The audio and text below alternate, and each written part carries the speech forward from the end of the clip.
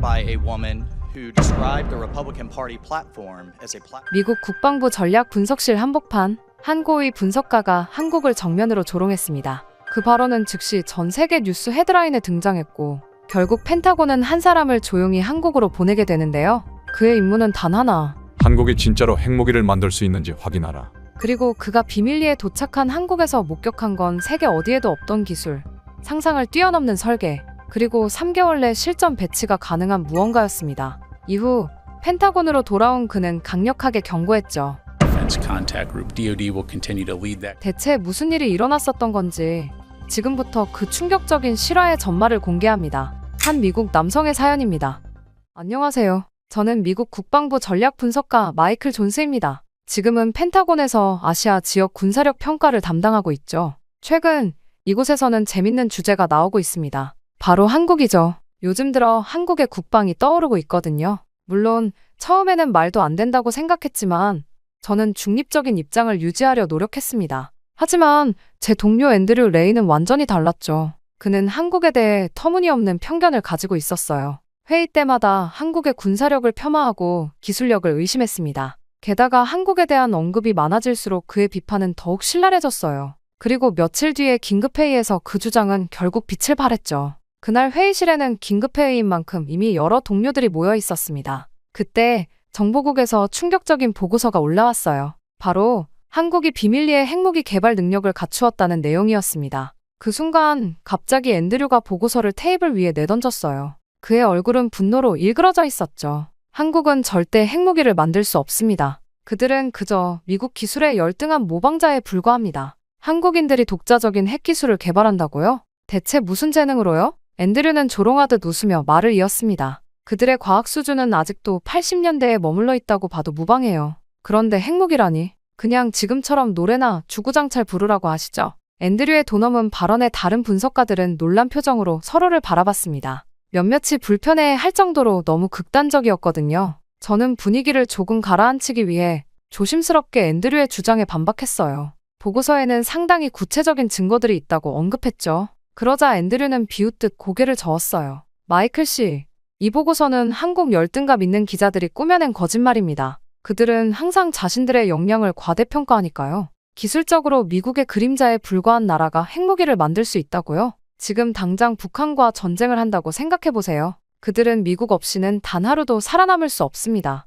그들이 무언가를 개발한다고요? 아마 중국이 버린 기술들이나 훔친 거겠죠. 그 순간 저는 회의실이 두 진영으로 나뉘는 걸 느꼈어요. 앤드류의 의견에 동조하는 사람들과 보고서의 증거를 믿는 사람들로 말이죠. 이제껏 오래 일해왔지만 국방부 내에서 이렇게 심각한 의견 충돌은 드문 일이었어요. 앤드류의 눈이 분노로 번뜩였습니다. 30년 동안 이 분야에서 쌓아온 제 전문성을 무시하십니까? 그들의 군대는 미국의 총알바지일 뿐이고 과학자들은 우리 미국의 발명품을 베끼기만 할 뿐입니다. 결국 상관인 로버트 국장이 겨우 상황을 진정시켰지만 이미 회의는 난장판이 되고 말았습니다. 회의가 끝난 다음 날 아침, 저는 출근길에 휴대폰이 쉴 새 없이 울리는 소리에 놀랐어요. 언론사 기자들의 전화였습니다. 앤드류의 발언은 언론에 유출되었다고 하더군요. 대체 그 발언이 어떻게 언론에 유출되었는지 알 수 없었지만 그의 한국 핵개발 능력에 대한 조롱적 발언이 이미 주요 뉴스의 헤드라인을 장식하고 있었어요. 저는 전화를 끊고 서둘러 국방부로 향했어요. 국방부 입구에는 이미 취재진이 몰려 있었습니다. 카메라 플래시 세례 속에서 빠르게 건물 안으로 들어갔어요. 로비의 대형 스크린에는 앤드류의 발언에 대한 뉴스가 실시간으로 방송되고 있었습니다. 심지어 그의 말은 원래 맥락에서 벗어나 더욱 자극적으로 편집되어 있었어요. 미국 국방부 고위 관계자, 한국의 핵개발 능력 비하 발언으로 외교적 파문이라는 글자가 화면을 가로질렀습니다. 심지어 CNN과 같은 주요 방송사에서도 앤드류의 발언을 긴급 속보로 다루고 있었어요. 이후 여론은 크게 둘로 나뉘었습니다. 일부는 앤드류의 솔직한 발언이 현실을 직시한 것이라며 지지했고 다른 이들은 무책임한 외교적 실수라고 비난했어요. 소셜미디어에서는 해시태그가 폭발적으로 퍼져나가고 있었습니다. 국방부 내부에서도 의견이 극명하게 갈리고 있었어요. 앤드류를 지지하는 측과 그의 발언을 비판하는 측으로 나뉘어 내부 메일링 리스트가 논쟁으로 뜨거워지고 있었습니다. 평소 조용하던 동료들까지 이 논쟁에 가세했어요. 국방부 내에서 이렇게 격렬한 의견 충돌은 제가 입사한 이후 처음 보는 일일 정도였죠. 결국 오전 10시, 전 직원 대상 긴급회의 소집 메일이 왔어요. 대회의실은 이미 사람들로 가득 차 있었죠. 맨 앞줄에는 국방장관과 백악관에서 파견된 관계자들이 앉아 있었습니다. 그들의 굳은 표정에서 사태의 심각성을 실감할 수 있었어요. 앤드류는 멀찍이 떨어진 자리에 앉아 있었는데 놀랍게도 그의 표정에는 전혀 반성의 기색이 보이지 않았습니다. 오히려 자신의 발언이 널리 알려진 것에 은근히 만족하는 듯한 미소를 짓고 있었어요. 그 순간 국방장관이 자리에서 일어났어요. 그의 목소리는 무겁고 단호했습니다. 이 사태가 단순한 내부 의견 충돌을 넘어 국가 안보와 외교 관계에 심각한 영향을 미치는 문제로 확대되었다고 했어요. 한국 정부가 이미 공식 항해 서한을 보내왔고 대통령이 직접 상황 보고를 요청했다고 했습니다. 장관의 말이 이어지는 동안 앤드류는 종이에 무언가를 적으며 크게 신경 쓰지 않는 모습이었어요. 그런 그의 태도에 주변 사람들의 시선이 불편해 보였습니다. 장관이 앤드류를 직접 지목했을 때도 그는 가볍게 어깨를 으쓱할 뿐이었어요. 한국의 기술력을 폄하한 자신의 발언이 여전히 정확하다고 믿는 듯했습니다. 회의 중간에 앤드류는 발언권을 얻어 오히려 자신의 입장을 더욱 강하게 피력했어요. 한국의 기술력은 미국에 철저히 의존적이며 자신의 발언이 외교적으로 문제가 된 것은 유감이지만 사실관계에는 변함이 없다고 주장했습니다. 회의실 안은 숨막히는 긴장감으로 가득 찼어요. 몇몇 고위 관계자들은 경악한 표정으로 앤드류를 바라봤습니다. 결국 회의는 사태 수습을 위한 대책 마련으로 이어졌어요. 공식 사과문 발표, 한국 정부와의 긴급 협의, 그리고 사실관계 확인을 위한 조사팀 구성이 결정되었습니다. 하지만 앤드류의 태도는 여전히 변함이 없었어요. 그는 회의가 끝난 후에도 주변 동료들에게 자신의 견해를 강하게 피력하고 있었습니다. 그렇게 긴급 회의가 끝난 직후 로버트 국장이 저를 그의 사무실로 불렀어요. 문을 열고 들어서자 국장의 표정은 어느 때보다 심각했습니다. 창밖으로는 오후의 햇살이 비치고 있었지만 사무실 안의 분위기는 무거웠어요. 책상 위에는 제 이름이 적힌 서류 폴더가 놓여 있었습니다. 존스 씨, 직접적으로 말하겠습니다. 당신이 한국에 가야 할 것 같군요. 국장의 목소리는 단호했어요. 앤드류의 발언이 가져온 외교적 파장을 수습하기 위해서는 우리가 한국의 군사력을 진지하게 평가하고 있다는 것을 보여줄 필요가 있습니다. 저는 순간 말문이 막혔어요. 심장이 빠르게 뛰기 시작했고 손바닥에 식은땀이 맺혔습니다. 한국행이라니. 갑작스러운 임무 부여에 머릿속이 하얘졌어요. 저는 아시아 지역 분석가였지만 현장 조사는 제 전문 분야가 아니었습니다. 72시간 내에 출발해야 합니다. 모든 필요한 서류와 접근 권한은 이미 준비되어 있어요. 국장이 책상 위에 폴더를 밀어주었습니다. 한국 국방부와 연구시설에 대한 전면적인 접근 권한을 얻었습니다. 그들의 실제 군사 기술 수준을 철저히 조사하고 돌아오세요. 저는 폴더를 받아들며 속으로 한숨을 쉬었어요. 이 임무가 제 경력을 좌우할 수도 있다는 것을 직감했습니다. 더구나 이 상황에서 앤드류의 주장이 맞다면 미국, 한국 관계에 또 다른 타격을 줄 수 있었어요. 반대로 그가 틀렸다면 그의 경력이 끝날 수도 있었습니다. 사무실로 돌아와 짐을 정리하면서 내면의 불안감이 커졌어요. 저는 한국에 대해 전문가라고 자부했지만 실제로 가본 적은 없었습니다. 모든 분석은 보고서와 데이터에 기반한 것이었어요. 이론과 현실 사이의 간극이 얼마나 클지 두려웠습니다. 집으로 돌아가는 길, 저는 창밖으로 펜타곤 주변의 시위대를 보았어요. 그들은 앤드류의 발언에 항의하는 한국계 미국인들이었습니다. 그들의 분노에 찬 얼굴을 보며 이 사안의 민감성을 다시 한번 실감했어요. 이것은 단순한 군사 분석 문제가 아니었습니다. 국가적 자존심과 정체성의 문제였어요. 집에 도착해 여행 가방을 꺼내면서 TV에서 흘러나오는 뉴스가 귀에 들어왔습니다. 한국 대통령이 앤드류의 발언에 대해 공식적으로 유감을 표했다는 내용이었어요. 사태는 점점 더 커지고 있었습니다. 저는 침대에 앉아 깊은 숨을 내쉬었어요. 이번 임무가 얼마나 중요한지 다시 한번 깨달았습니다. 다음 날 아침 국방부로 향하는 길에 앤드류에게서 전화가 왔어요. 그의 목소리는 여전히 확신에 차 있었습니다. 마이클, 내 말을 기억해. 한국은 결코 미국 수준의 핵기술을 가질 수 없어. 그들이 아무리 좋은 것을 보여주더라도 그것은 모두 우리나 중국의 기술을 모방한 것일 뿐이야. 객관적인 시각을 잃지 말게. 그의 말에 저는 속으로 화가 치밀었지만 차분하게 전화를 끊었어요. 앤드류의 편견이 얼마나 깊은지 새삼 느꼈습니다. 그의 확신에 찬 태도가 이 모든 문제의 시작이었어요. 사무실에 도착해 마지막 서류 작업을 마치고 오후에는 브리핑을 받았습니다. 출발 전날 밤, 저는 잠을 이루지 못했어요. 머릿속은 온갖 생각으로 가득 찼습니다. 제 경력이 걸린 임무, 미국과 한국의 관계, 앤드류의 완고함, 무엇보다 제가 과연 객관적인 판단을 내릴 수 있을지에 대한 의문이 들었어요. 창밖으로 보이는 워싱턴의 밤하늘을 바라보며 복잡한 심정을 가라앉히려 했습니다. 다음 날 오랜 비행 끝에 인천국제공항에 도착했을 때는 이미 한국의 아침이 밝아오고 있었어요. 시차 때문에 머리가 무겁게 느껴졌고 눈은 뻑뻑했습니다. 하지만 공항을 빠져나오는 순간 저는 긴장감을 느꼈어요. 공항 출구에는 미국 국방부 존스 분석관 환영이라는 한글 팻말을 든 한국 국방부 관계자들이 기다리고 있었습니다. 그들의 표정은 공식적이었지만 눈빛에서 호기심을 읽을 수 있었어요.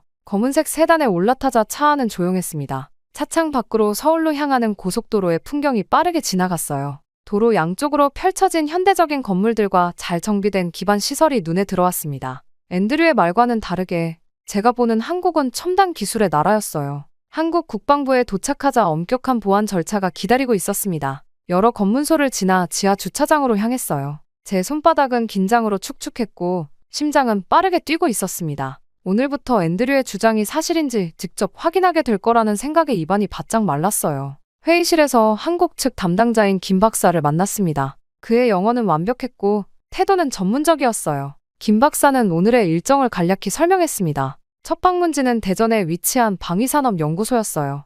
헬리콥터로 이동한다고 했습니다. 헬리콥터에서 내려다본 한국의 풍경은 인상적이었어요. 도시와 자연이 조화롭게 어우러진 모습이 펼쳐졌습니다. 대전에 도착하자 엄격한 경비를 뚫고 연구소 내부로 들어갔어요. 처음 접한 연구소의 규모에 놀랐습니다. 광활한 부지에 최첨단 시설들이 자리 잡고 있었어요. 연구소 내부로 들어서자 첫 번째 충격이 밀려왔습니다. 앤드류가 한국의 기술력을 얕보았던 모든 분야에서 실제로는 엄청난 발전이 이루어지고 있었어요. 김 박사는 자부심이 넘치는 목소리로 한국의 미사일 기술을 설명했습니다. 그들이 독자 개발한 고체 연료 추진 시스템은 미국의 것보다 경량화되었으면서도 더 큰 추력을 낼 수 있었어요. 다음으로 이동한 항공우주관은 더 큰 충격을 안겨주었습니다. 한국이 개발 중인 차세대 전투기의 스텔스 기술은 세계 최고 수준이었어요. 레이더 흡수 물질과 기체 구조 설계가 혁신적이었습니다. 제 머릿속에서는 앤드류의 모욕적인 발언들이 하나씩 무너져 내리고 있었어요. 손에 쥐고 있던 펜이 떨어질 뻔했습니다. 오후에는 잠수함 기술 연구동으로 이동했어요. 한국이 개발 중인 원자력 추진 잠수함의 설계도를 보며 숨이 막혔습니다. 이 기술은 미국도 극소수 국가만 보유한 최첨단 기술이었어요. 김 박사는 차분하게 설명을 이어갔지만 그의 눈빛에는 자부심이 가득했습니다. 연구소 투어가 끝나갈 무렵 저는 제 선입견이 얼마나 잘못되었는지 깨달았어요. 앤드류의 발언은 단순한 오만이 아니라 완전한 무지에서 비롯된 것이었습니다. 한국의 기술력은 미국의 모방이 아닌 독자적인 발전을 이룬 세계적 수준이었어요. 저녁 식사 자리에서 김 박사는 더 많은 이야기를 들려주었습니다. 한국이 어떻게 짧은 시간 안에 이런 기술적 도약을 이루었는지, 그 배경에는 어떤 국가적 전략이 있었는지에 대해서요. 김치와 불고기를 맛보며 우리는 깊은 대화를 나눴어요. 제 마음은 무거웠습니다. 이 사실을 워싱턴에 어떻게 보고해야 할지, 앤드류는 어떤 반응을 보일지 걱정이 됐어요. 호텔방으로 돌아와 창밖에 서울 야경을 바라보며 저는 오늘의 경험을 정리했습니다. 노트북을 열고 첫 보고서를 작성하기 시작했어요. 한국의 군사 기술력은 우리의 예상을 크게 뛰어넘는 수준이다. 다음 날 아침, 저는 일찍 일어나 창밖으로 비치는 서울의 모습을 바라봤어요. 밤사이 내린 비로 도시는 깨끗하게 씻겨 있었고 아침 햇살에 빌딩들이 반짝였습니다. 오늘은 더 기밀한 시설을 방문한다는 생각에 긴장감이 느껴졌어요. 어제의 충격이 아직 가시지 않은 상태에서 무엇을 더 보게 될지 예상할 수 없었습니다. 호텔 로비에서 김 박사를 다시 만났어요. 그의 표정은 어제보다 더 진지해 보였습니다. 그는 작은 목소리로 오늘의 일정을 설명했어요. 우리가 향할 곳은 일반에 공개되지 않은 국방연구소의 특별 구역이었습니다. 김 박사는 이 방문이 특별 허가로 이루어진 것이며 미국과 한국 정부 최고위층의 승인을 받았다고 했어요. 검은색 세단에 올라타자 창문이 자동으로 어두워졌습니다. 김 박사는 보안을 위해 휴대폰을 봉인된 가방에 넣어달라고 요청했어요. 차가 도시를 빠져나가 산속으로 향하는 동안 제 마음속에는 의문이 커져갔습니다. 과연 무엇을 보여주려는 것일까? 어제의 기술보다 더 충격적인 것이 있을까? 손가락이 저도 모르게 무릎 위에서 리듬을 타고 있었어요. 2시간가량 달린 후 우리는 외부에서는 전혀 눈에 띄지 않는 산속의 시설에 도착했습니다. 표면적으로는 농업연구소로 위장된 이곳은 3중으로 경비가 배치되어 있었어요. 생체 인식 시스템을 통과하고 여러 보안문을 지나 엘리베이터에 탑승했습니다. 디지털 표시판은 우리가 지하로 내려가고 있음을 보여줬어요. 지하 시설에 도착하자 그곳의 규모에 다시 한번 놀랐습니다. 넓은 지하 공간에 최첨단 장비들이 즐비했어요. 흰 가운을 입은 과학자들이 바쁘게 움직이고 있었고 대형 스크린에는 복잡한 데이터가 표시되어 있었습니다. 김 박사는 이곳이 한국의 핵연구 시설 중 하나라고 설명했어요. 첫 번째로 안내받은 곳은 원자로 시뮬레이션 센터였습니다. 그곳에서 한국 과학자들은 차세대 소형 모듈식 원자로를 테스트하고 있었어요. 그 기술의 정교함에 입이 벌어졌습니다. 이것은 단순한 민간 기술이 아니었어요. 군사적 응용이 가능한 수준이었습니다. 김 박사는 조용히 미소를 지으며 다음 구역으로 저를 안내했어요. 두 번째 구역에서 제 심장은 거의 멈출 뻔했습니다. 그곳에는 농축 우라늄 처리 기술에 관한 연구가 진행되고 있었어요. 과학자들이 보여준 데이터에 따르면 한국은 이미 90% 이상의 고순도 우라늄 농축 기술을 확보하고 있었습니다. 핵무기 제조에 필요한 핵심 기술이었어요. 제 손은 떨려왔고 등에는 식은땀이 흘렀습니다. 세 번째 구역은 더욱 충격적이었어요. 그곳에는 중성자 충격파 시뮬레이션 장치가 있었습니다. 김 박사는 이 기술이 핵폭발의 정확한 시뮬레이션을 가능하게 한다고 설명했어요. 그리고 마지막으로 그는 컴퓨터 스크린을 가리키며 결정적인 증거를 보여주었습니다. 한국은 이론적으로 3개월 이내에 완전한 핵무장이 가능한 상태였어요. 이것이 우리가 가진 능력의 전부입니다. 존스 씨. 김 박사의 목소리는 차분했지만 그의 눈에는 자부심이 빛났습니다. 우리는 실제로 핵무기를 제작하지 않았지만 언제든지 그럴 수 있는 능력을 갖추고 있습니다. 앤드류 씨의 발언이 얼마나 현실과 동떨어진 것인지 이제 아시겠죠? 저는 말을 잇지 못했어요. 머릿속은 혼란스러웠고 가슴은 무거웠습니다. 앤드류의 발언이 전혀 사실이 아니라는 것, 한국이 실제로 핵개발 능력을 보유하고 있다는 사실이 저를 압도했어요. 이 정보를 워싱턴에 어떻게 전달해야 할지, 그리고 앤드류의 반응이 어떨지 상상조차 되지 않았습니다. 시설을 나오는 길, 제 마음은 복잡했어요. 미국의 오만함과 편견이 얼마나 위험한 것인지 절감했습니다. 우리는 동맹국의 능력을 너무 오랫동안 과소평가해왔어요. 호텔로 돌아가는 차 안에서 창밖을 바라보며 제가 지금까지 믿어온 많은 것들이 잘못되었음을 인정해야 했습니다. 이후 호텔로 돌아온 저는 창가에 한참 동안 서 있었어요. 서울의 밤 풍경은 아름다웠지만 제 마음은 무거웠습니다. 오늘 본 것들이 계속 머릿속을 맴돌았어요. 미국의 자만이 얼마나 깊었는지, 그리고 우리가 한국을 얼마나 오랫동안 과소평가해왔는지를 생각하니 부끄러움이 밀려왔습니다. 다음 날 아침, 한국 국방부의 최고 전략가들과의 미팅이 예정되어 있었어요. 호텔 로비에서 김 박사를 만나 함께 국방부로 향했습니다. 오늘의 김 박사는 어제와 달리 더욱 자신감 넘쳐 보였어요. 그의 표정에서 더 이상 외교적 긴장감은 느껴지지 않았습니다. 국방부 회의실에 들어서자 10명가량의 한국 군사 전문가들이 테이블에 앉아 있었어요. 그들의 눈빛에서 자부심과 확신을 읽을 수 있었습니다. 제가 자리에 앉자 이윤석 장군이 발표를 시작했어요. 그는 한국의 군사 전략과 기술 발전 과정에 대해 상세히 설명했습니다. 한국이 지난 30년간 어떻게 체계적으로 군사 기술력을 발전시켜 왔는지, 미국의 기술을 단순히 수입하는 것이 아니라 독자적인 연구를 통해 어떻게 개선했는지에 대한 내용이었어요. 그들의 전략은 단순한 모방이 아닌 창조적 혁신이었습니다. 특히 놀라웠던 것은 한국의 장기적 비전이었어요. 그들은 50년 후를 내다보는 계획을 세우고 있었고, 이미 그 계획의 상당 부분을 달성했습니다. 반면 미국은 4년마다 바뀌는 행정부에 따라 전략이 자주 변경되었어요.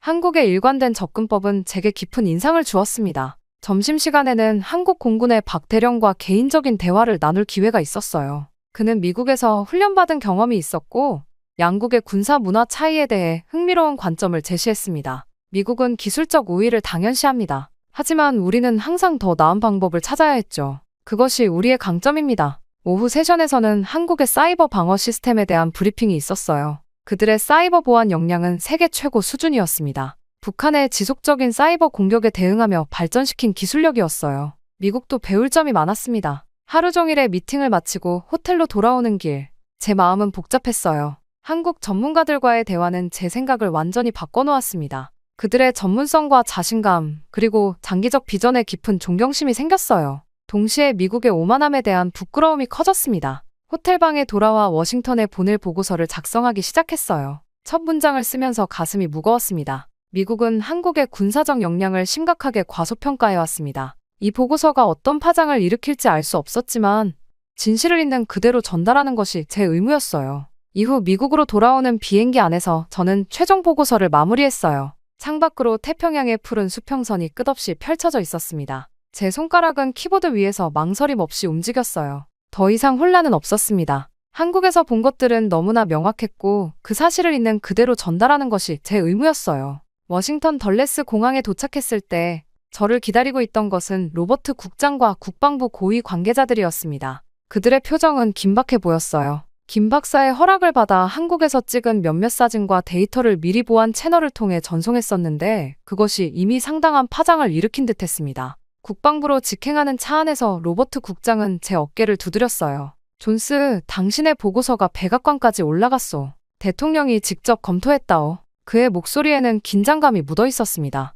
저는 가슴이 쿵쾅거리는 것을 느꼈어요. 제 보고서가 그토록 큰 파장을 일으킬 줄은 예상하지 못했습니다. 국방부에 도착하자마자 긴급 브리핑이 시작되었어요. 넓은 회의실은 이미 고위 장성들과 정보 분석관들로 가득 차 있었습니다. 스크린에는 제가 한국에서 보낸 자료들이 띄워져 있었어요. 앤드류의 모습은 보이지 않았습니다. 제가 한국에서 본 것들을 상세히 브리핑하는 동안 회의실은 완전한 침묵에 휩싸였어요. 특히 한국의 핵 개발 능력에 관한 부분에서 몇몇 장성들은 충격받은 표정을 감추지 못했습니다. 앤드류의 발언이 얼마나 현실과 동떨어진 것이었는지가 분명해졌어요. 브리핑이 끝나자 국방장관이 입을 열었습니다. 존스의 보고서는 이미 국제적으로 큰 파장을 일으키고 있습니다. 중국, 일본, 러시아 등 주변국들이 한국의 군사력을 재평가하기 시작했어요. 그의 목소리는 무거웠지만 동시에 현실을 직시하는 듯했습니다. 다음 날 아침, 제 보고서의 주요 내용이 공개되었어요. 모든 주요 언론사가 이를 다루기 시작했습니다.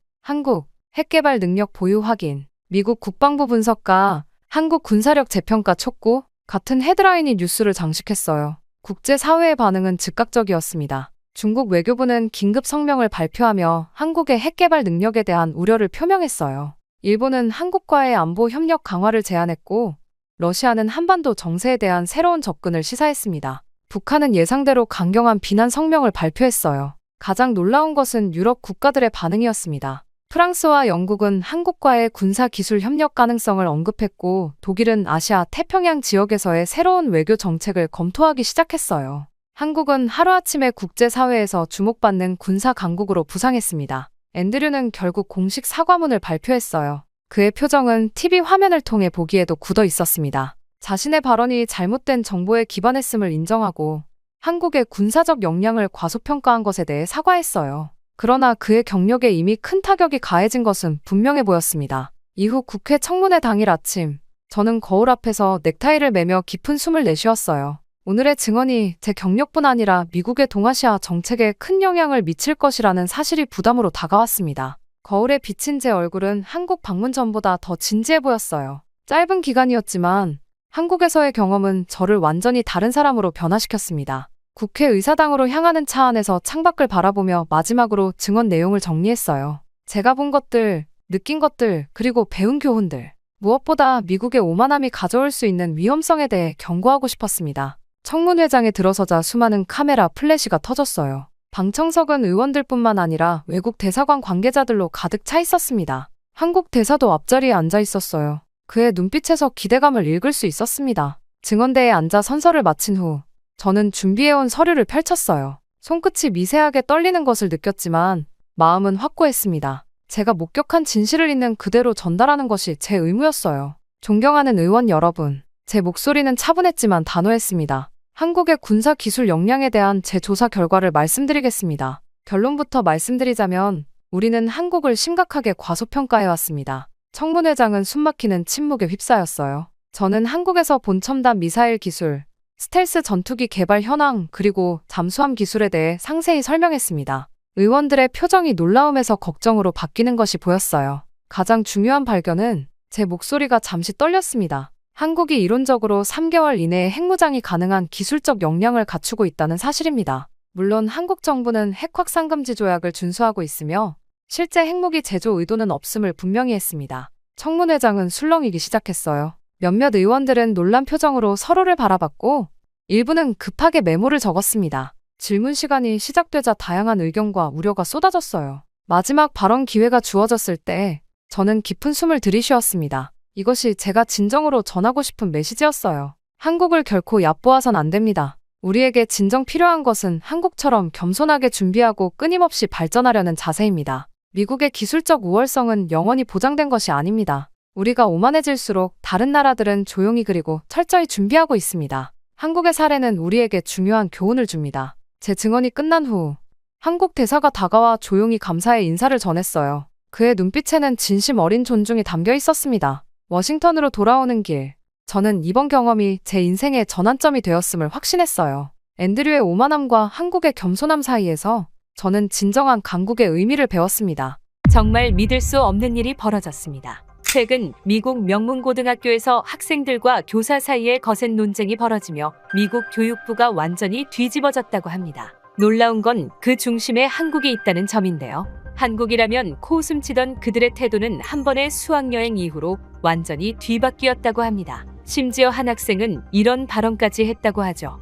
And it's really like it's where most people want to live in, have a job, have. 대체 무슨 일이 있었던 걸까요? 안녕하세요. 저는 매사추세츠의 그로튼 스쿨 3학년 에단 콜린스입니다. 우리 학교는 하버드대 예비반이라 불릴 정도로 명문 고등학교이죠. 졸업생 절반이 아이비리그에 진학하는 엘리트 학생들이니까요. 저는 항상 저희 학교보다 좋은 곳은 없다는 자부심으로 살아나갔습니다. 물론 그때까지만 해도 그랬죠. 그날도 평소와 다름없는 아침이었습니다. 역사 수업 시간을 기다리고 있었죠. 그때 크리스틴 선생님이 교실에 들어오셨어요. 선생님은 들어오자마자 특별한 소식이 있다며 이번 학기 국제문화체험 수학여행지가 결정됐다고 발표하셨어요. 교실이 순간 술렁였습니다. 매년 우리 학교는 3학년 학생들에게 해외 체험 기회를 주로 유럽이나 일본, 중국 같은 곳으로 갔었으니까요. 친구들은 모두 파리, 로마, 도쿄를 기대하며 선생님을 바라보고 있었어요. 저 또한 마찬가지였죠. 하지만 이후 선생님의 발언은 정말 충격적이었습니다. 이번 수학여행 목적지는 바로 한국입니다. 순간 교실은 정적에 빠졌죠. 잠시 후 웅성거림이 시작됐습니다. 한국이라니. 솔직히 저도 약간 당황스러웠어요. 한국에 대해 아는 것이라곤 삼성과 K-팝 정도였으니까요. 반 뒤편에서 날카로운 질문이 튀어나왔어요. 브라이언이었습니다. 왜 하필 한국이냐는 불만 섞인 목소리였죠. 학교에서 제일 부유한 가정의 아들로 항상 자신감 넘치는 목소리로 자기 생각을 거침없이 말하는 친구입니다. 크리스틴 선생님은 미소를 유지하며 한국은 전통과 현대가 공존하는 매우 흥미로운 나라이며 5,000년의 역사를 가진 동시에 최첨단 기술 강국이라고 설명하셨습니다. 브라이언은 코웃음을 치며 중국이나 일본이 훨씬 문화적으로 풍부하지 않냐며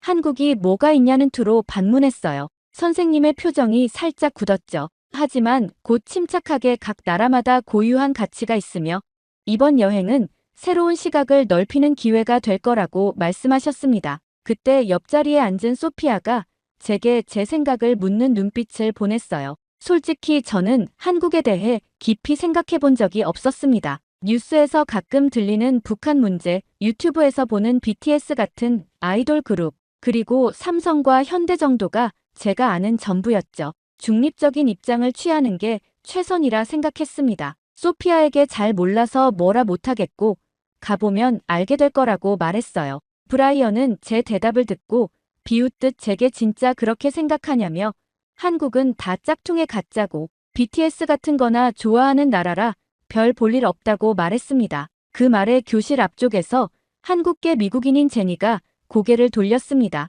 제니의 눈빛에서 상처받은 기색이 역력했죠. 불편한 침묵이 교실을 감쌌어요. 크리스틴 선생님이 단호하게 브라이언에게 그런 편견은 우리 교실에서 환영받지 못하며 모든 문화는 존중받아야 한다고 지적하셨어요. 브라이언은 어깨를 으쓱하고 무시하는 듯한 제스처를 취했습니다. 하지만 그의 표정에서 불만이 역력했죠. 제니는 고개를 숙인 채 자리로 돌아갔습니다. 수업이 끝나고 저는 브라이언의 말에 대해 생각했어요. 한국에 대해 저는 정말 아는 게 별로 없었습니다. 뉴스에서 가끔 들리는 북한 문제, 유튜브에서 보는 BTS 같은 아이돌 그룹, 그리고 삼성과 현대 정도가 제가 아는 전부였죠. 교실에서 나오며 창밖을 바라봤습니다. 가을 하늘이 유난히 맑았어요. 한국이라 정말 어떤 나라일지 궁금해졌습니다. 브라이언의 말처럼 볼 것 없는 곳일까요? 아니면 제가 모르는 매력이 있는 나라일까? 머릿속에 질문만 가득했어요. 다음 날 아침 학교 게시판에 커다란 포스터가 붙었습니다. 3학년 문화체험 수학여행 대한민국 서울 경주 부산 코스라는 제목과 함께 일정표와 방문 장소들이 상세히 적혀 있었어요. 친구들이 335 모여 포스터를 살펴보고 있었습니다. 유럽에서 파리, 로마, 바르셀로나 코스였다면 훨씬 좋았을 텐데. 제이크가 실망한 목소리로 말했죠. 작년에는 런던, 에든버러, 더블린 코스였대. 그런데 우리는 한국이라니. 매건이 한숨을 쉬었습니다. 학생들 사이에서 실망감이 역력했어요. 대부분 유럽이나 최소한 일본 같은 인기 있는 목적지를 기대했던 것 같습니다. 그때 브라이언이 친구들을 이끌고 게시판 앞으로 다가왔죠. 이거 완전 쓰레기잖아. 서울, 경주, 부산, 뭐하러 거기에 가나? 브라이언이 포스터를 가리키며 큰 소리로 말했습니다. 주변 학생들이 고개를 돌려 브라이언을 쳐다봤어요. 일부는 고개를 끄덕이며 동조하는 눈치였죠. 한국 음식은 다 맵고 냄새나잖아. 기술도 일본 따라잡지도 못했고. 브라이언이 계속해서 비하 발언을 이어갔습니다. 저는 포스터의 사진들을 주의 깊게 살펴보고 있었어요. 서울의 현대적인 고층 빌딩들, 경주의 고대 유적, 부산의 아름다운 해변. 사진만 봐도 다양한 모습을 가진 나라 같았습니다. 제가 사진을 보는 동안 브라이언의 목소리가 점점 커졌죠. 한국이 뭐가 있다고 거기로 가는 거야? 진짜 학교가 미쳤나 봐. 더 이상 참기 어려웠습니다. 브라이언, 근거 없는 얘기보다는 한번 직접 보고 판단하는 게 좋지 않을까? 제가 말했어요. 브라이언과 그의 친구들이 저를 향해 돌아섰습니다. 에단, 너 혹시 한국 덕후야? K-팝 좋아해?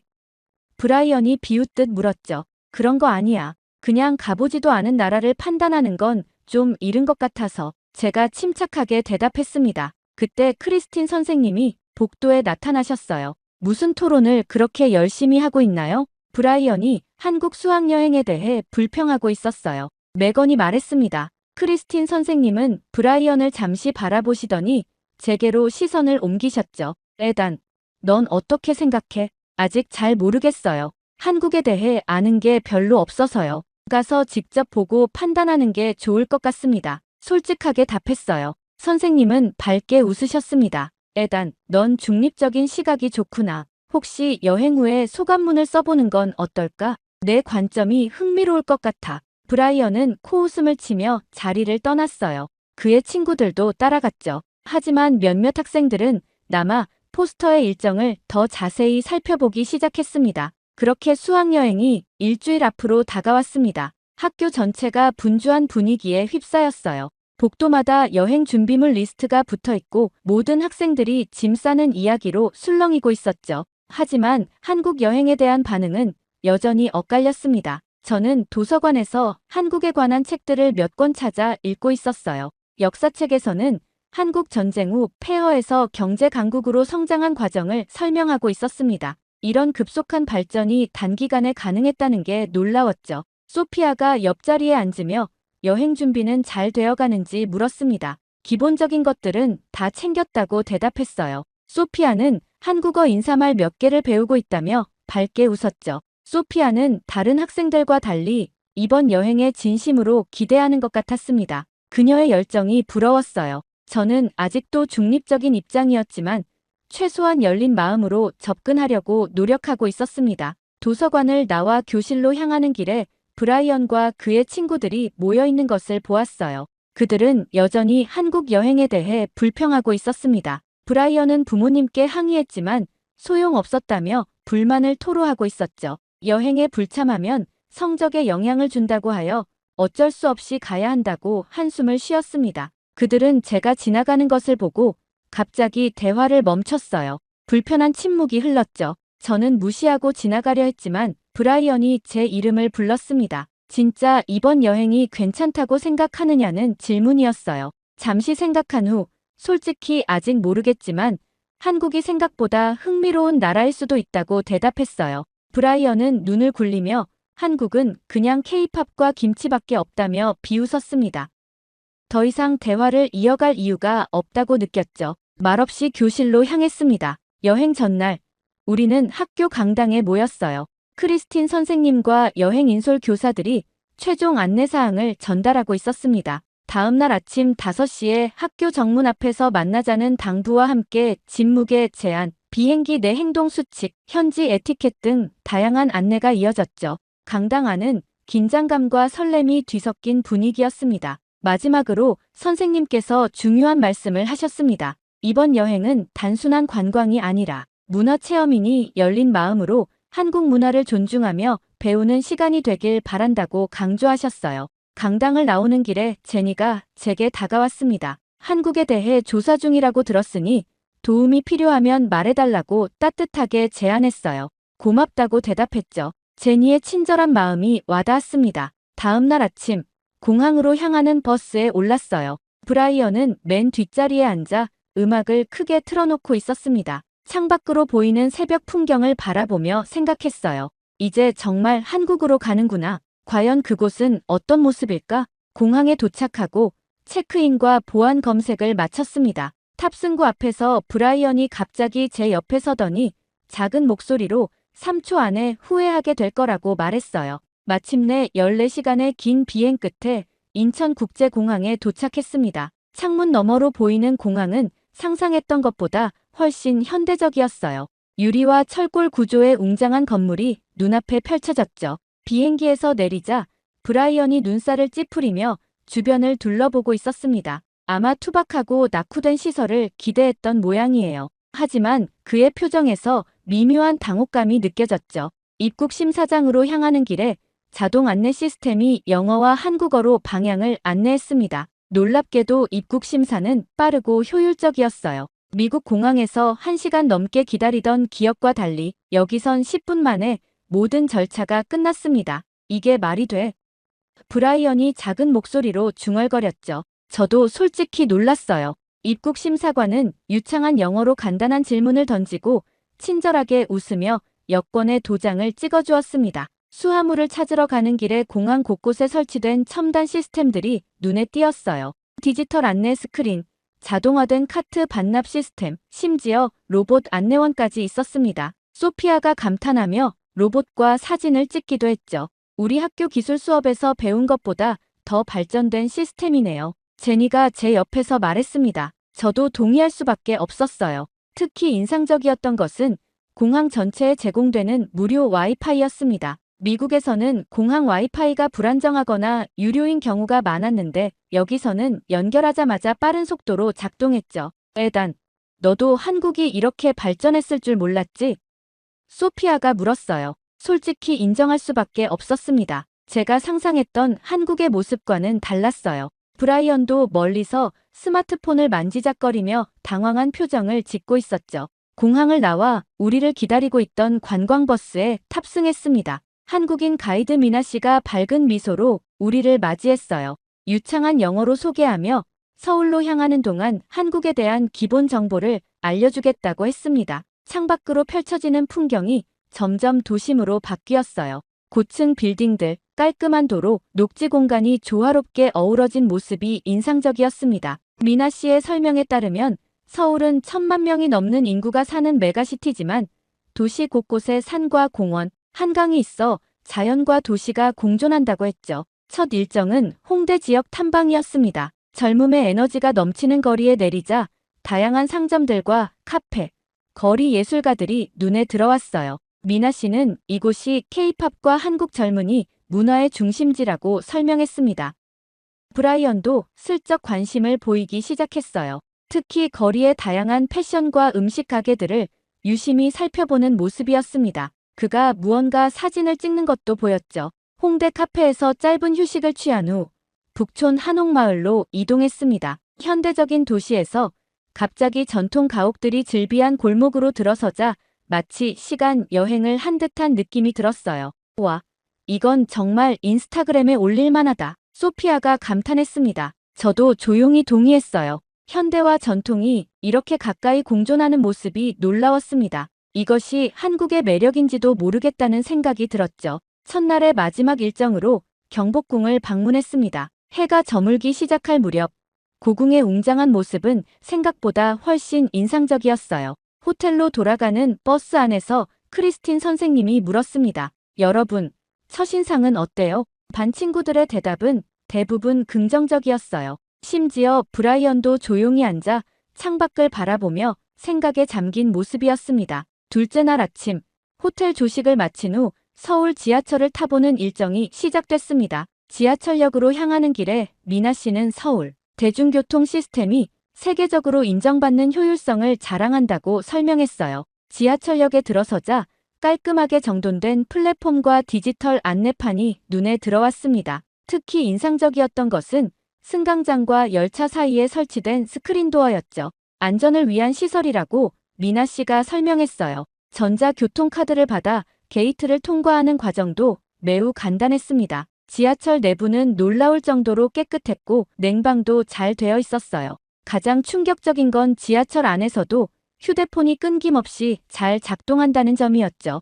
우린 학교 와이파이도 불안정한데 여기는 지하철에서도 터지네. 무심코 말했습니다. 소피아가 웃으며 동의했어요. 내가 듣기로는 한국이 세계에서 인터넷 속도가 가장 빠른 나라 중 하나래. 브라이언도 자신의 휴대폰을 들여다보며 놀란 표정이었습니다. 미국에서는 지하철에 들어가면 통신이 끊기는 게 당연했는데 여기서는 영상 통화도 가능할 정도였죠. 지하철로 강남 지역에 도착해 현대적인 쇼핑몰과 사무실 건물들 사이를 걸었습니다. 거리마다 카페가 즐비했고 각각 독특한 콘셉트를 가지고 있었어요. 디저트 카페에 들어가 잠시 휴식을 취했죠. 한국의 카페 문화는 단순한 커피를 넘어서 라이프 스타일의 일부가 되었습니다. 미나 씨가 설명했어요. 많은 청년들이 카페에서 공부하고 회의하고 데이트하죠. 음료를 주문하는 과정에서 무인 키오스크를 사용해 봤습니다. 터치 한 번으로 모든 것이 해결되는 편리함이 인상적이었어요. 카페의 인테리어도 세련되었고 와이파이는 물론 휴대폰 충전기까지 각 테이블마다 구비되어 있었습니다. 점심시간, 미나 씨는 우리를 한 식당으로 안내했어요. 메뉴판을 보며 망설이고 있을 때 제니가 추천해준 비빔밥을 주문했습니다. 알록달록한 야채들이 올려진 밥이 나왔고 미나 씨는 모든 재료를 잘 섞어 먹는 방법을 알려주셨죠. 첫 한 입을 먹는 순간 예상치 못한 맛에 조화에 놀랐어요. 매콤하면서도 신선한 야채의 아삭함과 고소한 참기름 향이 어우러져 정말 맛있었습니다. 어떻게 이렇게 간단한 음식이 이렇게 맛있을 수 있지? 생각했죠. 테이블 건너편에서 브라이언도 조심스럽게 음식을 맛보고 있었습니다. 처음엔 미심쩍어 하다가 점점 속도를 내며 먹기 시작했어요. 나중에 알고 보니 그는 치즈 불닭이라는 매운 라면을 시켰는데 얼굴이 빨개지면서도 계속 먹고 있었죠. 생각보다 괜찮네. 브라이언이 작은 목소리로 말했어요. 오후에는 편의점과 무인 매장을 방문했습니다. 편의점의 다양한 상품들과 도시락의 퀄리티에 모두가 놀랐어요. 미국의 편의점과는 차원이 달랐죠. 무인 매장에서는 직원 없이 쇼핑하고 결제하는 시스템을 체험했습니다. 저녁으로 김치찌개를 먹었어요. 처음엔 걱정했지만 뜨거운 국물에 밥을 말아먹는 방식이 의외로 편안했습니다. 특유의 매콤한 맛과 구수함이 조화를 이루었죠. 호텔로 돌아가는 길, 소피아가 물었어요. 에단, 이제 한국에 대해 어떻게 생각해? 잠시 생각했습니다. 솔직히 예상과 달라. 모든 게 너무 효율적이고 음식도 정말 맛있어. 그리고 기술적으로도 정말 앞서 있는 것 같아. 그렇게 셋째 날, 우리는 서울을 떠나 경주로 향했습니다. KTX라는 고속열차를 타고 이동했는데 시속 300km로 달리는 열차의 속도와 안정감이 놀라웠어요. 창밖으로 한국의 시골 풍경이 빠르게 스쳐 지나갔죠. 경주는 신라의 천년 수도였던 곳입니다. 한국의 폼페이라고도 불리죠. 미나 씨가 설명했어요. 2시간 남짓한 시간이 지나고 경주에 도착했습니다. 도시 전체가 하나의 박물관 같았어요. 현대적인 건물 사이로 고대 유적들이 자연스럽게 어우러져 있었죠. 첫 번째로 방문한 곳은 불국사였습니다. 7세기에 지어진 이 사찰은 웅장한 돌계단과 아름다운 목조 건물들로 이루어져 있었어요. 미나 씨는 불국사의 석조 구조물들이 어떻게 지진에도 견딜 수 있도록 정교하게 설계되었는지 설명해 주셨습니다. 와, 이게 1500년 전에 만들어진 거라고. 소피아가 감탄했어요. 저도 놀라움을 감출 수 없었습니다. 미국에서는 200년 된 건물도 역사적 유물로 대우받는데 여기선 1000년이 넘는 건축물들이 여전히 그 기능을 유지하고 있었죠. 점심 후 방문한 천마총은 더욱 인상적이었어요. 신라 왕의 무덤인 이 거대한 흙, 언덕 속에서 발굴된 유물들은 고대 한국의 화려한 문화 수준을 보여주고 있었습니다. 특히 금관의 정교함에 모두가 할 말을 잃었죠. 이런 세밀한 작업을 그 시대에 어떻게 할 수 있었을까? 생각에 잠겼습니다. 브라이언도 유물을 바라보며 생각에 잠긴 모습이었어요. 그의 태도에 미묘한 변화가 감지됐습니다. 더 이상 조롱하거나 비웃지 않고 진지하게 설명을 듣고 있었죠. 오후에는 현지 초등학교를 방문하는 일정이 있었어요. 국제교류 프로그램의 일환으로 우리는 영어 수업에 참여해 한국 아이들과 교류할 기회를 가졌습니다. 교실에 들어서자 아이들이 일어나서 환영 인사를 했어요.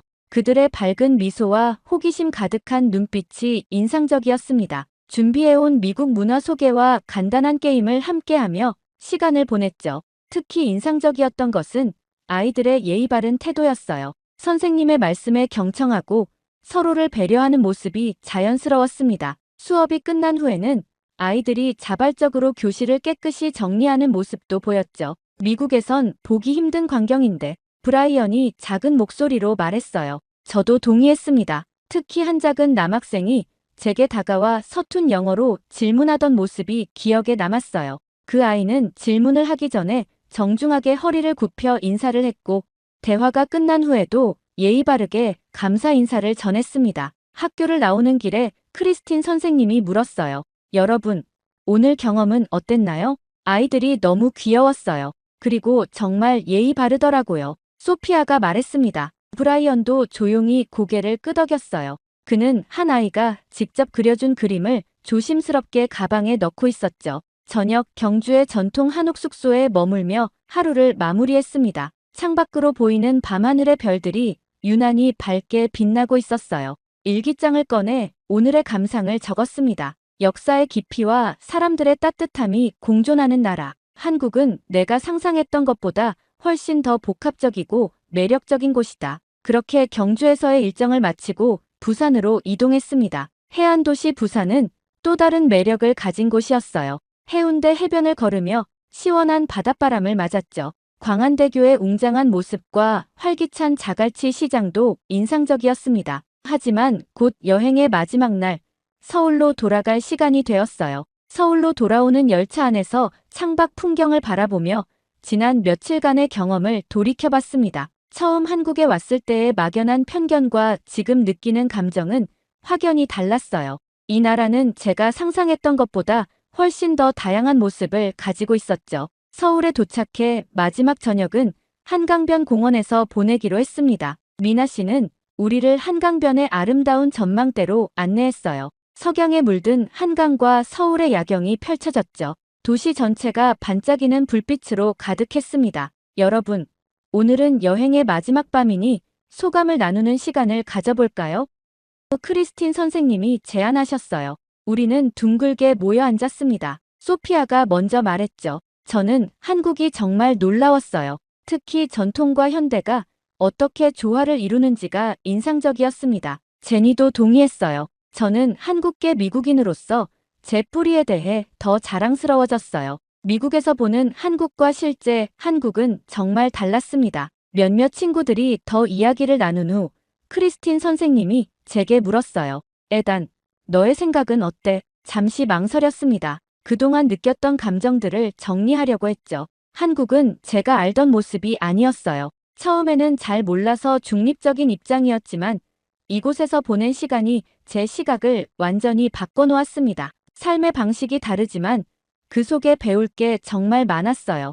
계속해서 말했습니다. 특히 인상적이었던 건 기술과 전통의 조화, 그리고 사람들의 예의와 배려였어요. 미국에서는 경험하기 힘든 종류의 공동체 의식을 느꼈습니다. 모두가 고개를 끄덕였어요. 그리고 놀랍게도 브라이언이 입을 열었죠. 그는 잠시 망설이는 듯 했습니다. 사실, 난 틀렸어. 브라이언의 목소리는 작지만 진심이 담겨 있었어요. 내 생각이 편견에 갇혀 있었던 것 같아. 한국이 이렇게 발전된 나라일 줄 몰랐어. 특히 경주에서 본 역사적 유물들은 정말 놀라웠어. 순간 모두가 놀란 표정으로 브라이언을 바라봤습니다. 그가 이런 말을 할 거라고 아무도 예상하지 못했기 때문이죠. 그리고 브라이언이 계속했어요. 초등학교 아이들과 만났을 때 그들의 순수함과 예의가 정말 인상적이었어. 미국에서는 많이 잃어버린 것들이야.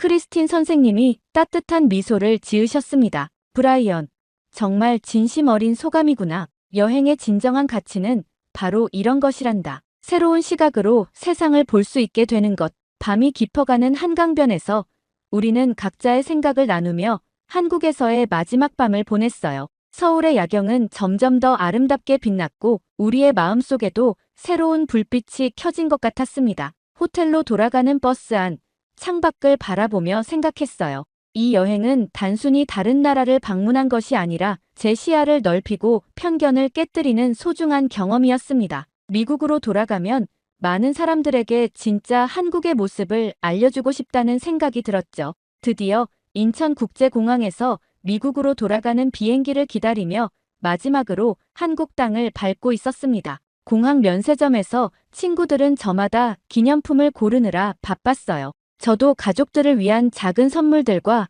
한국 전통차를 구입했죠. 그리고 제 자신을 위해 작은 태극 문양 책갈피를 하나 샀습니다. 비행기 안, 창밖으로 서서히 멀어지는 한국의 모습을 바라봤어요. 일주일 전만 해도 이 나라에 대해 아는 것이 거의 없었는데 이제는 마음 한구석에 특별한 공간을 차지하게 되었습니다. 14시간의 긴 비행 동안 소감문을 작성하기 시작했어요. 그로튼 스쿨로 돌아온 첫날, 학교는 평소와 다름없이 분주했습니다. 하지만 한국에서의 경험으로 세상을 바라보는 제 시선은 미묘하게 달라져 있었어요. 런치타임에 여러 친구들이 한국 여행에 대해 물었죠. 진짜 어땠어? 기대했던 것보다 좋았어?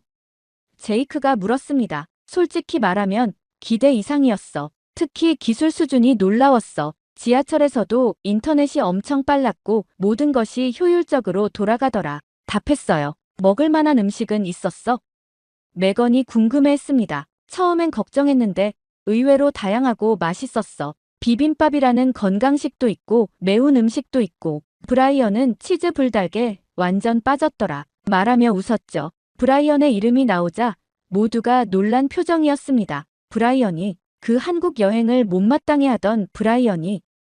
제이크가 의아해했어요. 그때 브라이언이 카페테리아에 들어왔습니다. 그는 이제 한국에 대해 완전히 다른 태도를 보였어요. 심지어 한국 문화에 관심 있는 학생들의 모임에도 참석했다고 들었습니다. 수학여행 후속 수업 시간, 크리스틴 선생님은 소감문 발표를 부탁하셨어요. 떨리는 마음으로 교실 앞으로 나가 준비해온 소감문을 펼쳤습니다. 한국은 단순한 여행지가 아니었습니다. 읽기 시작했어요. 처음에 저는 한국에 대해 거의 아는 것이 없었고 특별한 기대도 없었습니다. 하지만 직접 경험해보니 기술과 문화, 질서와 따뜻함이 어우러진 살아있는 교실이었습니다. 계속해서 인천공항의 첫인상부터 서울의 현대적인 모습, 경주의 역사적 유산, 그리고 사람들의 친절함까지 다양한 경험을 나눴어요. 특히 초등학생들과의 만남을 상세히 이야기했죠. 이번 여행을 통해 저는 진정한 배움은 열린 마음에서 시작된다는 것을 깨달았습니다.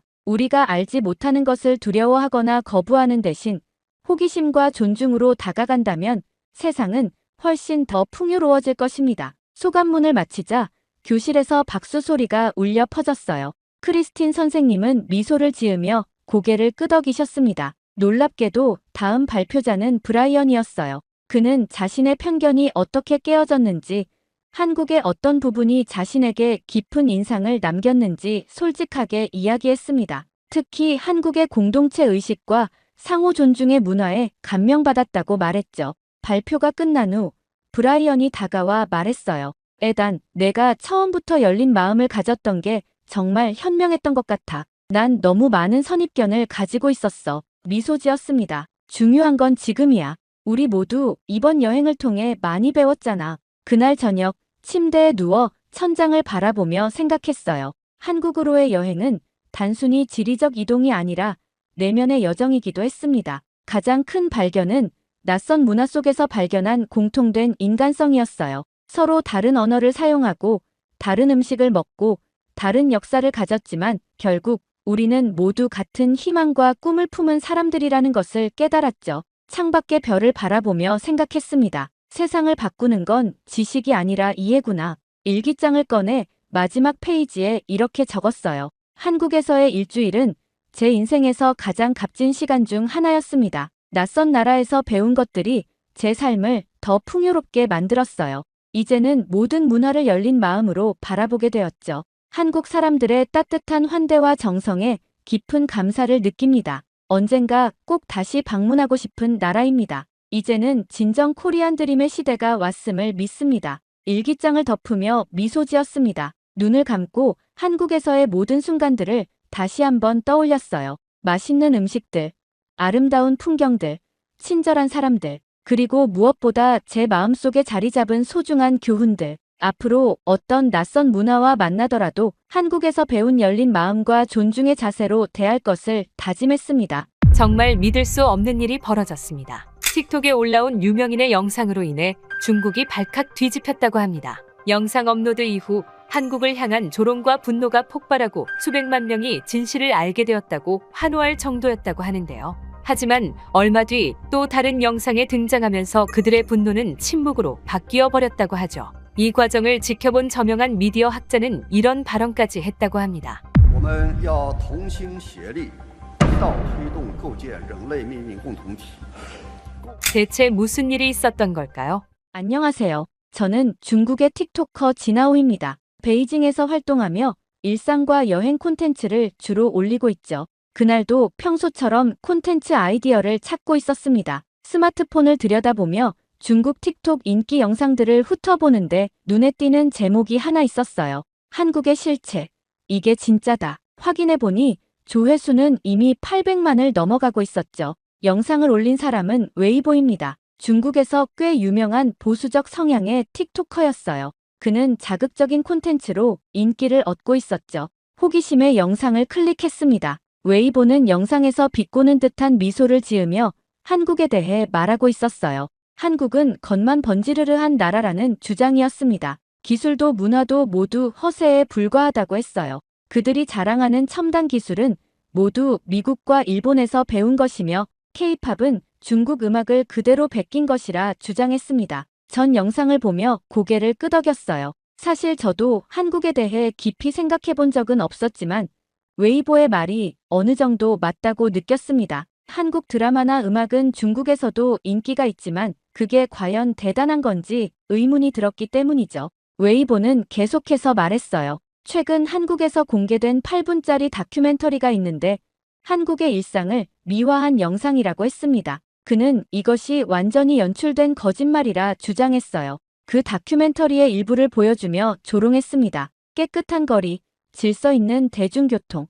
친절한 시민들, 이 모든 것이 카메라 앞에서만 연기하는 것이라 말했어요. 이런 영상 몇 개 보고 한국을 환상적인 나라라고 믿는 사람들이 많은데 현실은 다릅니다. 중국인 여러분, 속지 마세요. 웨이보의 말이 끝나자마자 댓글창은 순식간에 반응으로 가득 찼어요. 역시 웨이보, 진실을 말해주네. 한국은 거품이지. 진짜 강한 나라는 우리 중국이다.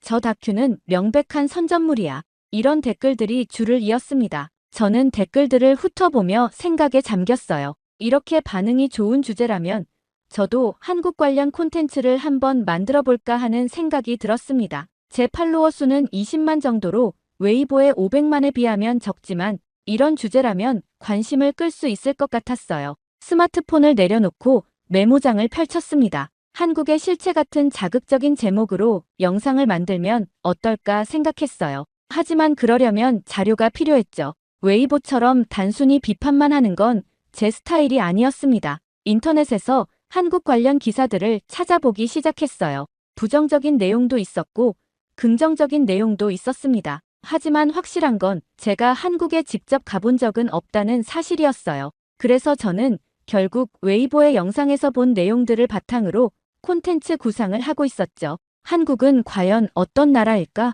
저는 궁금증을 느끼면서도 한편으로는 웨이보처럼 인기를 얻을 수 있는 자극적인 콘텐츠를 만들고 싶은 욕심이 있었어요. 그의 영상은 이미 900만 조회수를 향해 달려가고 있었으니까요. 메모장에 한국의 허세, 번지르르한 외형의 나라, 과대 포장된 문화 같은 키워드를 적어 내려갔습니다. 이런 콘텐츠라면 분명 많은 중국인들의 공감을 얻을 수 있을 터였어요. 그런데 갑자기 휴대폰에 메시지가 왔습니다. 친구 리지에였어요. 저는 그 메시지를 보고 잠시 콘텐츠 구상을 멈췄죠. 리지에가 저녁에 만나자고 제안했습니다. 저는 깊은 생각 없이 만남을 수락했어요. 물론 그 순간까지만 해도 저는 몰랐습니다. 이 만남이 제 인생과 가치관을 완전히 바꿔놓게 될 거란 사실을 말이죠. 그렇게 저는 저녁이 되어 친구 리지에를 만났어요. 우리는 베이징 시내의 한 차이나타운 식당에서 만났습니다.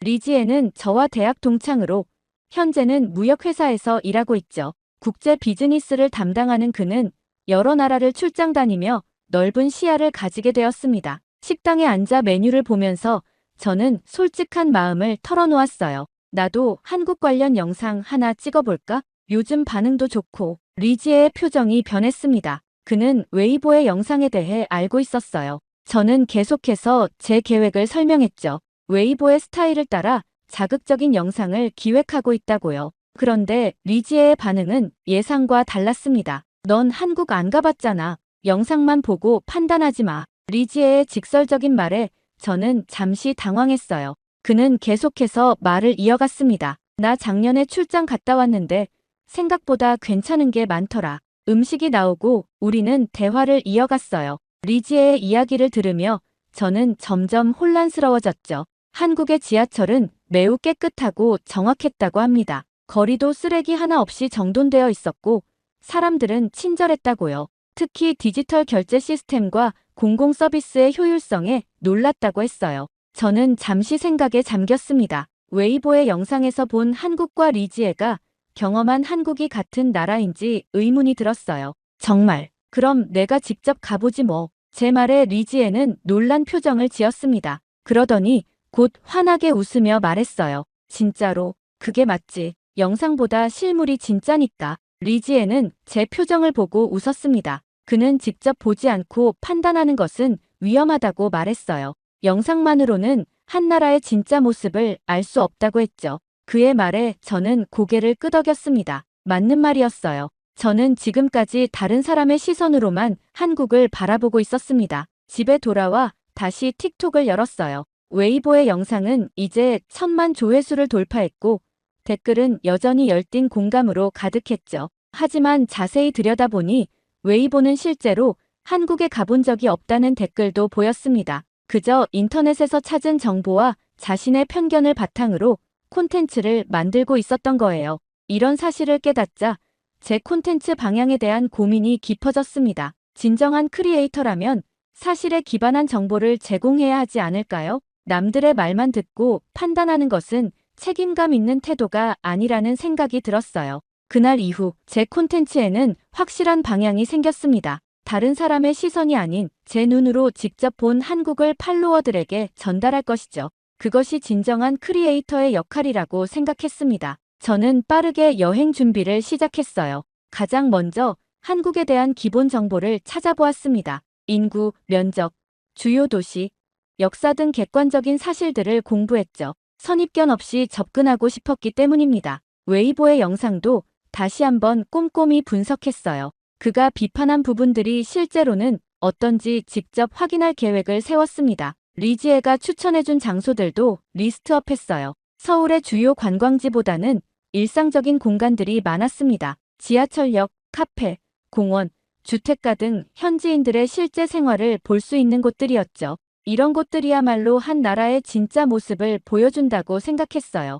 여행 계획을 세우면서 제 틱톡 계정에는 계속해서 댓글이 달렸습니다. 팔로워들의 반응은 다양했어요. 일부는 웨이보처럼 한국을 비판적으로 보라고 조언했고 또 다른 이들은 열린 마음으로 접근하라고 말했죠. 특히 눈에 띄는 댓글 몇 개가 있었습니다. 직접 가서 찍어봐. 그러면 믿을게. 그 다큐 영상 진짜 감동이었어. 비교해봐라. 이런 댓글들을 보며 더욱 결심이 굳어졌어요. 리지의 경험담과 팔로워들의 기대가 겹치면서 한국 출장 콘텐츠를 정식으로 결정했습니다. 이제 단순한 호기심을 넘어 하나의 프로젝트가 된 셈이죠. 틱톡에 새로운 영상을 올렸어요. 한국행을 결정했다는 소식과 함께 짧은 인사를 전했습니다. 한국에 가서 진짜 확인하고 돌아오겠습니다. 정말 별거 없는 나라면 제가 까겠습니다. 아니면 솔직히 인정하겠습니다. 영상 반응은 폭발적이었어요. 평소보다 훨씬 많은 조회수와 댓글이 달렸습니다. 웨이보의 팔로워들까지 제 계정으로 몰려오는 것이 느껴졌죠. 그들은 모두 한국의 진실에 관심이 있었어요. 항공권을 예약하고 호텔도 잡았습니다. 짧은 여행이지만 최대한 많은 것을 보고 느끼고 싶었어요. 카메라 장비도 점검했습니다.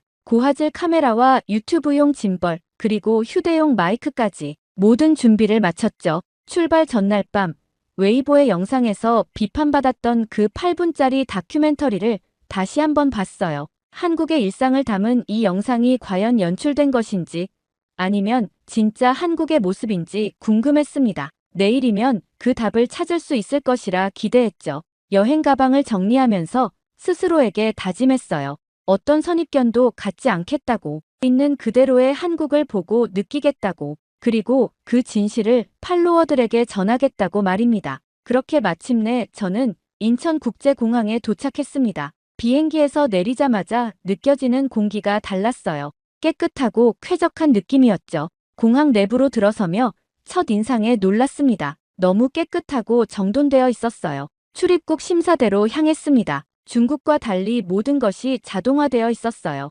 여권을 기계에 넣고 지문을 인식하고 얼굴 스캔을 하는 과정이 매우 빠르고 효율적이었습니다. 담당 직원도 없이 모든 과정이 기계로 이루어졌죠. 이게 공항에서부터 뭔가 다르네. 중국에서도 자동화 시스템이 있지만 이렇게 모든 사람이 자연스럽게 이용하는 모습은 처음 봤어요. 더 놀라운 건 대기줄이었습니다. 모든 사람들이 질서정연하게 자기 차례를 기다리고 있었죠. 새치기나 소란 없이 마치 오래된 습관처럼 자연스러웠어요. 공항에서 서울 시내로 가는 길, 공항철도를 타기로 했습니다. 표를 사는 과정도 간단했어요. 터치스크린으로 목적지를 선택하고 QR코드로 결제하면 끝이었죠. 종이 티켓 없이 QR코드만으로 게이트를 통과할 수 있었습니다. 열차 안은 놀라울 정도로 조용했어요. 사람들은 각자 휴대폰을 보거나 책을 읽거나 그냥 조용히 앉아 있었습니다. 중국의 시끌벅적한 분위기와는 완전히 달랐죠.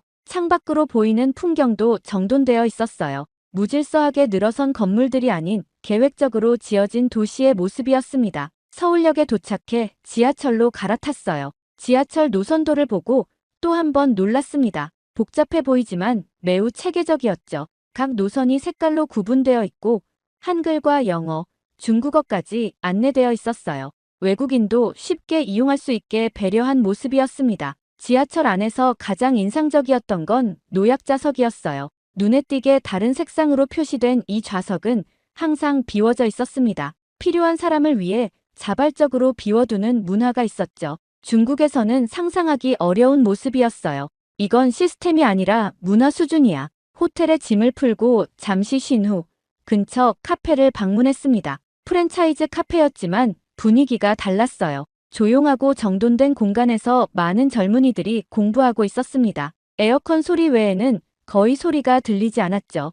음료를 주문하는 과정도 인상적이었어요. 키오스크로 주문하고 결제까지 한 번에 끝났습니다. 종업원과의 대화 없이도 모든 것이 가능했죠. 음료가 나왔다는 알림이 울리면 자신의 음료를 직접 가져가는 시스템이었어요. 카페 한 구석에 앉아 주변을 관찰했습니다. 많은 사람들이 노트북을 펼쳐놓고 일하거나 공부하고 있었어요. 중국 카페의 시끄러운 대화와 웃음소리가 가득한 분위기와는 달랐습니다. 이 조용한 공간 속에서 사람들은 각자의 일에 집중하고 있었죠. 이 분위기, 중국에서는 좀처럼 보기 힘든데 첫날부터 느껴지는 한국의 모습은 웨이보가 묘사한 것과는 완전히 달랐어요.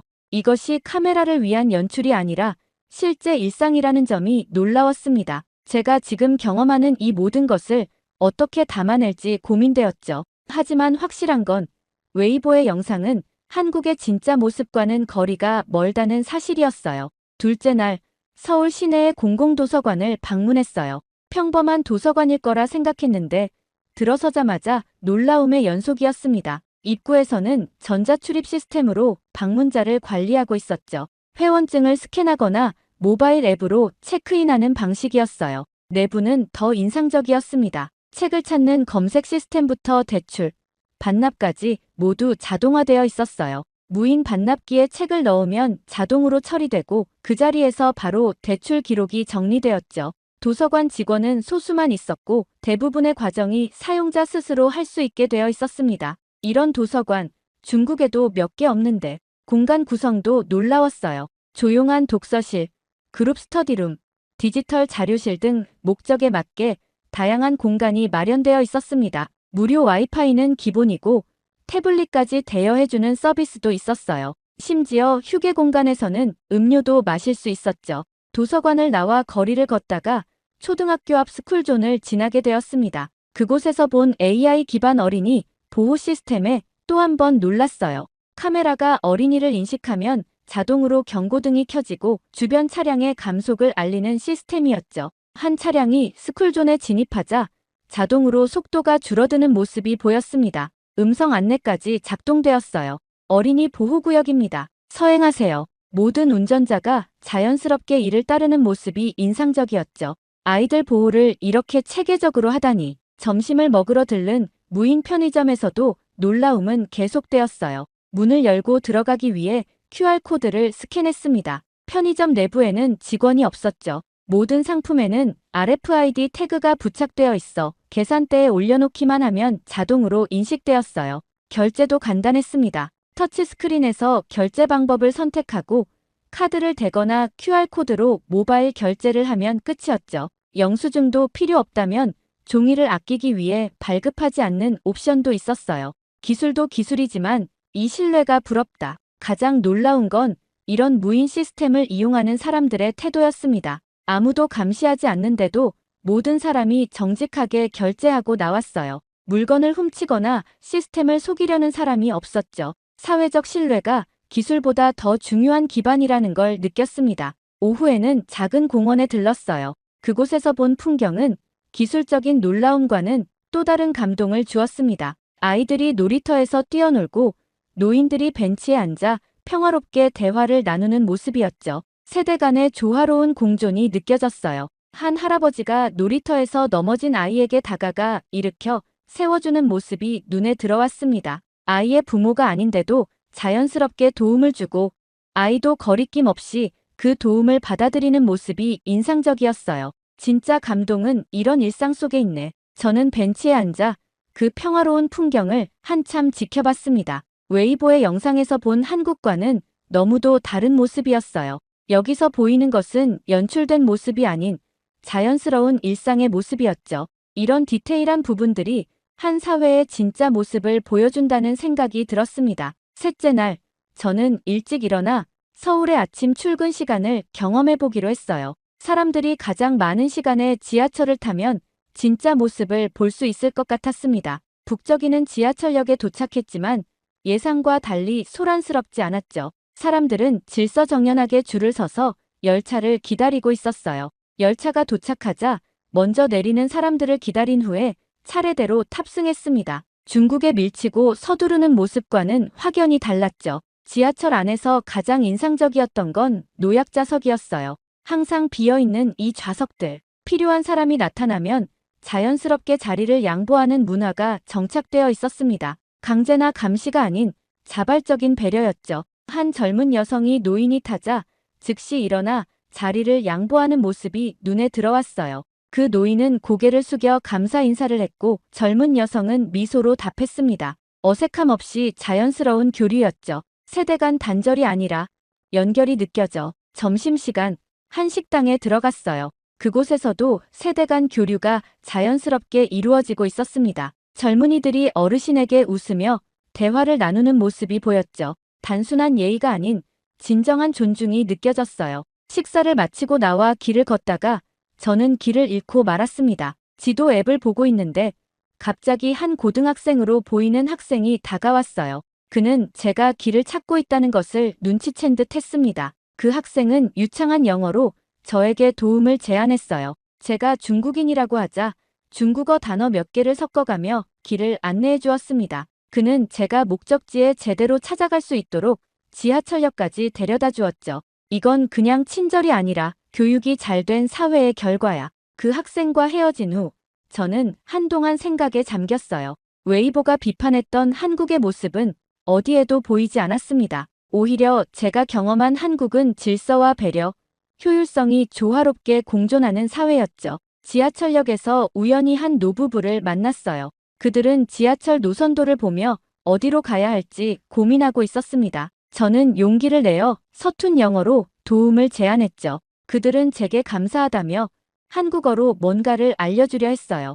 비록 언어는 통하지 않았지만 그 순간 저는 무언가 달라진 것을 느꼈습니다. 제가 한국을 평가하려고 왔던 것인데 이제는 배우고 있다는 느낌이 들었어요. 한국을 평가하려던 내가 배우고 있다. 저녁에는 작은 거리 축제를 우연히 발견했습니다. 지역 주민들이 모여 음식을 나누고 공연을 즐기는 자리였어요. 저는 망설임 없이 그 축제에 참여했죠. 처음 보는 외국인인 저에게 사람들은 친절하게 음식을 권하고 공연을 설명해 주었습니다. 한국어를 거의 모르는 제게 그들은 몸짓과 간단한 영어로 소통하려 노력했어요. 그 과정에서 저는 문화적 차이를 넘어선 인간적 연결을 느꼈습니다. 이건 웨이보의 영상에서는 결코 볼 수 없었던 진짜 한국의 모습이었죠. 그날 밤 호텔로 돌아오는 길에 저는 지금까지의 경험을 정리해봤어요. 한국에 대한 제 시선이 완전히 달라졌다는 것을 깨달았습니다. 비판하러 왔던 마음은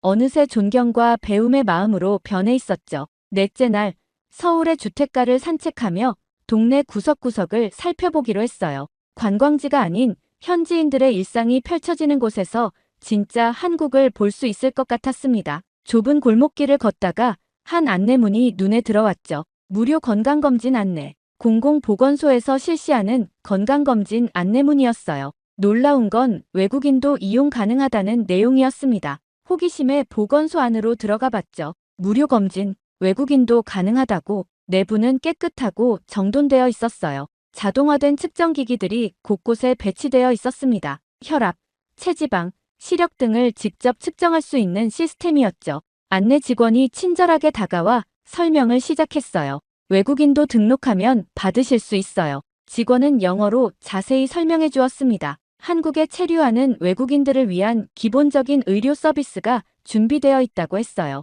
저는 놀라움을 감출 수 없었죠. 중국에서는 상상하기 어려운 복지 시스템이었습니다. 이게 진짜 복지 아닌가? 보건소를 나와 계속 걷다 보니 공원 청소 중인 환경미화원과 마주쳤어요. 나이 지긋한 분이었는데 매우 꼼꼼하게 쓰레기를 줍고 낙엽을 쓸고 있었습니다. 제가 영어로 인사를 건네자 그분은 수줍게 웃으며 간단한 영어로 답해주셨죠. 대화를 나누며 알게 된 사실은 그분이 자신의 일에 큰 자부심을 가지고 있다는 점이었어요. 깨끗한 거리를 만드는 것이 시민들의 행복과 연결된다고 믿고 있었습니다. 단순한 청소부가 아닌 도시의 건강을 지키는 중요한 일원이라는 자부심이 느껴졌죠.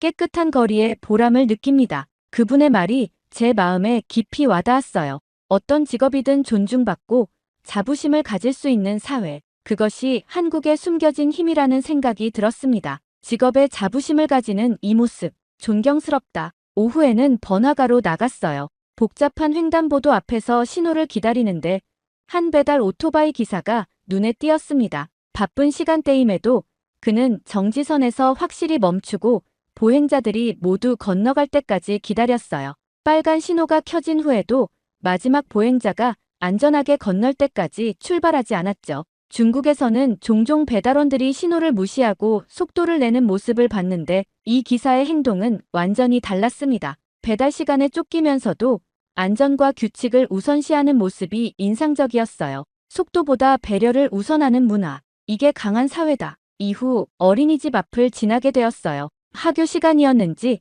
아이들이 하나둘 나오고 있었습니다. 놀라운 건 자원봉사자로 보이는 분들이 횡단보도와 도로 주변에서 아이들의 안전을 지키고 있다는 거였죠. 그들은 노란 조끼를 입고 작은 깃발을 들고 어린이들의 안전한 귀가를 돕고 있었어요. 저는 잠시 멈춰서서 그 모습을 지켜봤습니다. 누구의 강요도 없이 지역 주민들이 자발적으로 아이들을 보호하는 이 시스템이 정말 놀라웠어요. 카메라 앞에서의 연출이 아닌 일상 속에 녹아든 문화였죠. 보이지 않는 곳에서 이 사회를 지키는 사람들. 그게 진짜 한국의 힘이야. 그렇게 한국에서의 마지막 날, 저는 모든 영상 자료를 정리했어요. 4일 동안 촬영한 내용이 생각보다 많았습니다. 인천공항부터 시작해 지하철, 카페, 도서관, 무인 편의점, 보건소 등 다양한 장소에서의 경험이 담겨 있었죠. 중국으로 돌아가는 비행기 안에서 저는 어떤 내용으로 편집할지 구상했습니다.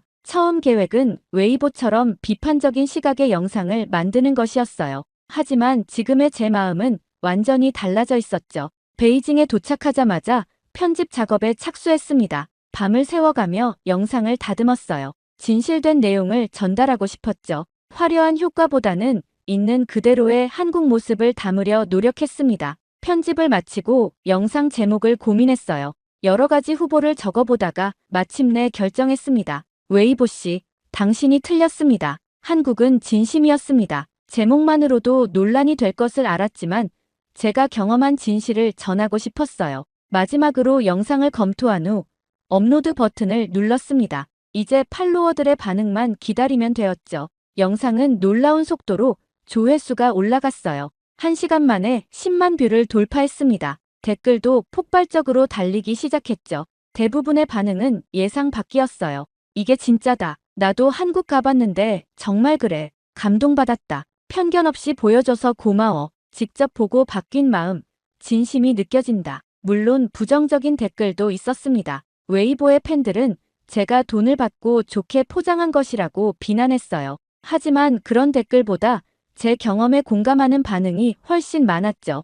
영상이 화제가 되자 리지에가 연락해왔습니다. 함께 후속 영상을 찍자고 제안했어요. 저는 기쁘게 수락했죠. 다음 날 우리는 카페에서 만나 콜라보 영상을 촬영했습니다. 이제 알겠지? 리지의 질문에 저는 진심으로 답했어요. 그래, 난 한국을 몰랐고 지금은 존경하게 됐어. 이 콜라보 영상도 큰 인기를 끌었습니다. 많은 사람들이 우리의 솔직한 대화에 호감을 보였어요. 어떤 팔로워는 자신도 한국에 가보고 싶다는 댓글을 남겼죠. 한 달 후, 제 한국 영상 시리즈는 총 조회수 1000만을 넘어섰습니다. 웨이보의 영상보다 더 많은 사람들이 시청한 거예요. 하지만 제게 중요한 건 조회수가 아니었습니다. 진실을 전달했다는 사실이었죠. 틱톡 라이브 방송에서 한 팔로워가 물었어요. 진아오, 한국에서 배운 가장 큰 교훈은 뭐야?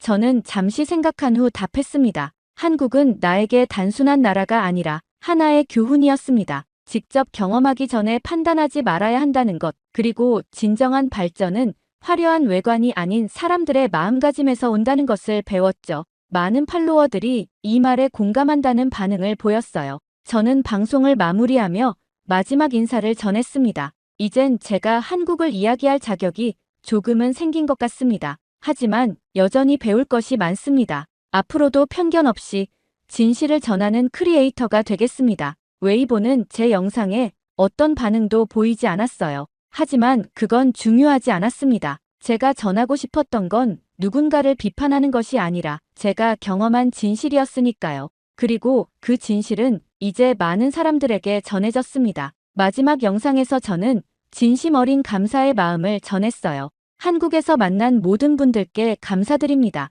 여러분의 일상이 제게는 커다란 배움의 순간이었습니다. 질서와 배려, 공동체 의식이 자연스럽게 스며든 사회를 직접 경험하며 진정한 발전이란 무엇인지 깨달았습니다. 제가 본 한국은 단순한 기술의 나라가 아니라 사람을 중심에 둔 따뜻한 나라였죠. 이런 소중한 경험을 선물해준 한국에 다시 한번 감사드립니다. 언젠가 꼭 다시 방문하겠습니다. 그때는 더 열린 마음과 배우려는 자세로 찾아가겠어요.